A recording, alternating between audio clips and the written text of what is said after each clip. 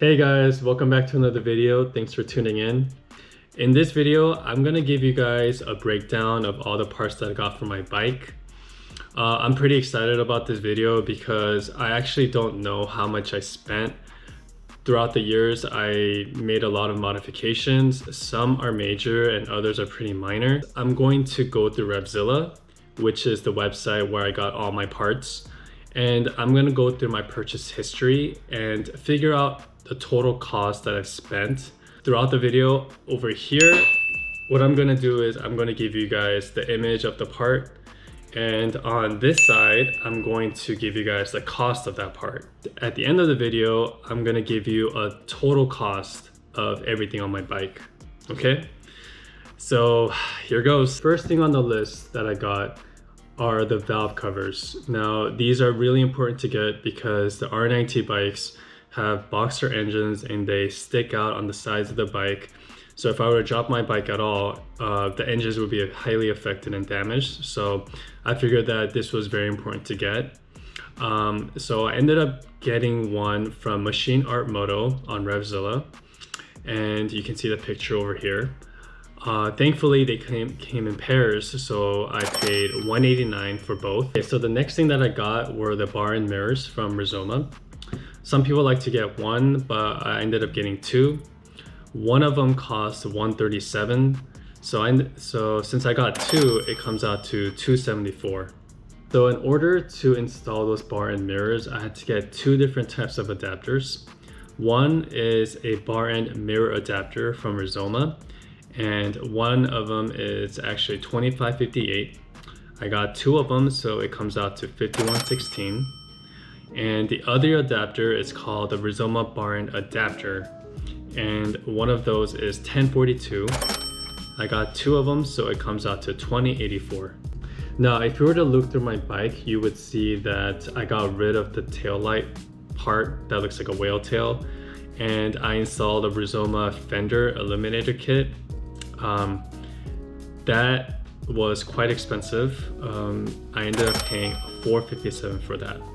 Okay, so the Fender eliminator kit came with a bottom plate kind of thing made out of plastic. That is actually for the bottom of the back seat.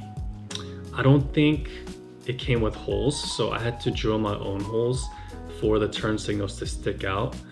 I got that, I installed it onto the back of my seat, and I got the turn signals from Rizoma to stick out from those holes, and one of them was 87.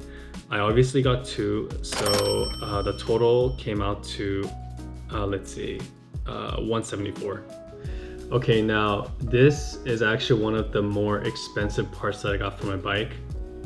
Actually, I think it's the most expensive, and it's the Motodemic LED headlight, and I ended up paying $709 for this. Was it worth it? I mean, it looks cool.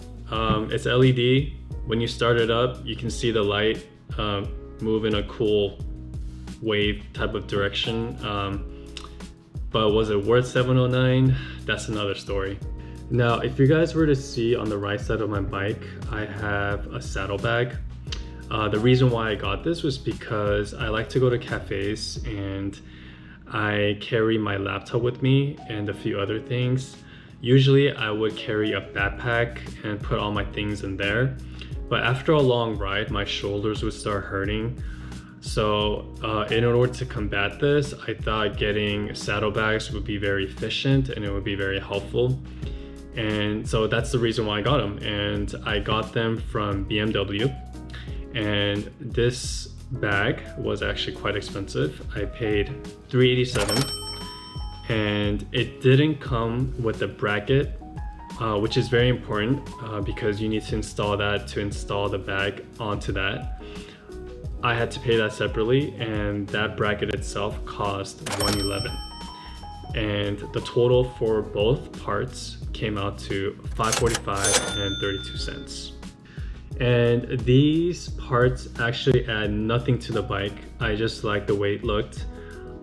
It's obviously a little bit lighter as well than the original part, So, I mean, I guess that's a plus. If you want to go a little faster, it does shed a little bit of weight. And those two parts are the BMW carbon intake cover and the BMW carbon throttle body cover. And you can see in the video where I installed them, and it looks really cool. It's carbon fiber, it's half the weight of the original part. The carbon intake cover was $449, and the carbon throttle body cover was $201, for a total of $711 and 75 cents. So the next two parts that I got for my bike are the Rizoma handlebar and the Rizoma bar and turn signals. I got this handlebar because it's more narrow than the original and it's sleeker. You're leaning forward more, so it looks cooler to me. I got this from Rizoma for a total of $112. And the next thing that I got was the Rizoma bar and turn signals.